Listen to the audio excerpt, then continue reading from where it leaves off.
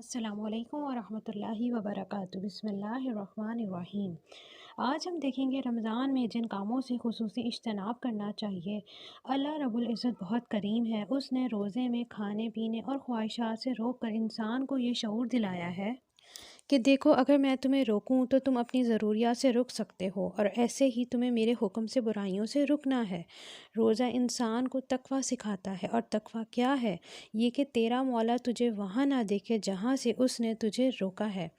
روزے میں انسان کے لیے ہر طرح کی برائیوں سے رکنا آسان ہوتا ہے، اس لیے ان برائیوں سے اجتناب کرنا چاہیے، جیسے جھوٹ بولنا۔ صحیح بخاری کی حدیث نمبر 1903 پہ ہے، سیدنا ابو ہریرہ رضی اللہ عنہ سے روایت ہے، رسول اللہ صلی اللہ علیہ وآلہ وسلم نے فرمایا، جو شخص جھوٹ بولنا اور اس پر عمل کرنا نہ چھوڑے تو اللہ تعالیٰ کو کوئی ضرورت نہیں ہے کہ یہ شخص اپنا کھانا پینا چھوڑ دے۔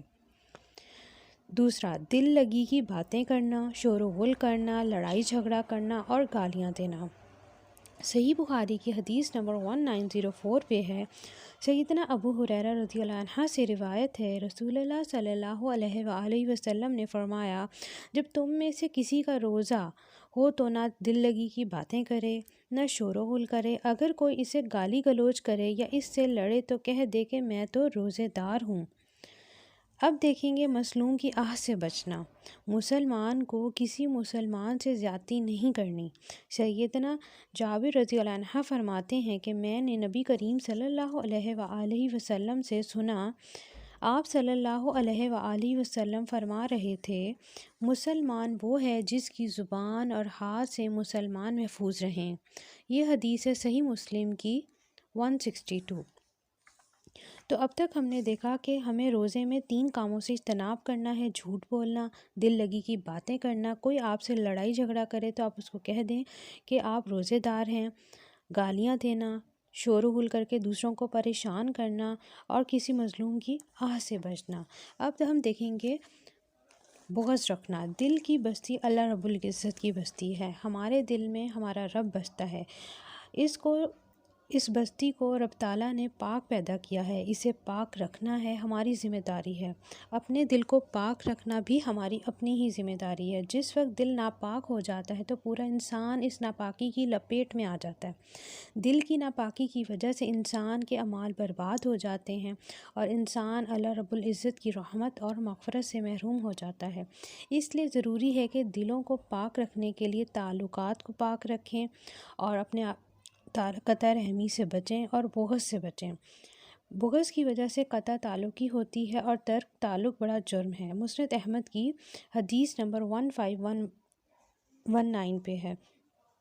اسی طرح روزے میں اپنے دل کو پاک صاف رکھنا ہے، ایک دوسرے سے بغض نہیں رکھنا، اور کوشش یہی کرنی ہے کہ آپ کے دل میں کسی کے لیے نفرت ہے، کسی کے لیے بغض ہے، اس دل کو پاک صاف کر لیں تاکہ روزہ بہت ہی اچھے طریقے سے گزرے۔ اب ہم دیکھیں گے ہم نے روزے میں حق تلفیوں سے بچنا ہے۔ حق تلفی سے مراد ہے کسی کا حق مارنا یا حق غصب کرنا۔ مثلا جب کوئی کسی کی زمین پر قبضہ کر لے، جب کوئی رشوت دے کے کسی کا حق مار لے، اور جب کوئی کاروبار میں جھوٹ بولے اور دھوکے سے کام لے، جب کوئی ملاوٹ کرے، اور جب کوئی ذخیرہ اندوزی کرے، جب کوئی کسی بڑے کی عزت نہ کرے، جب کوئی کسی چھوٹے سے محبت نہ کرے، جب کوئی کسی پر الزام تراشی کرے، یہ سب اللہ رب العزت کی نافرمانی کے کام ہیں، اور حقوق العباد کو غصب کرنے کے بھی۔ اس لیے انسان کو چاہیے خاص طور پر رمضان میں حقداروں کا جو حق چھینا ہے واپس کر دے، جن کے ساتھ زیادتیاں کی ہیں ان سے معافی مانگ لے۔ انشاءاللہ کوشش یہی کرنی ہے اپنے روزے میں اور رمضان المبارک میں جس کے ساتھ کوئی زیادتی کی ہے اس سے معافی مانگ لی جائے۔ اب ہم دیکھیں گے ہم نے رمضان المبارک میں اپنے روزے میں گناہ کبیرہ اور صغیرہ سے ہم نے بچنا ہے۔ گناہ کبیرہ ہوں کہ صغیرہ، وہ مومن کے کرنے کا کام نہیں ہے۔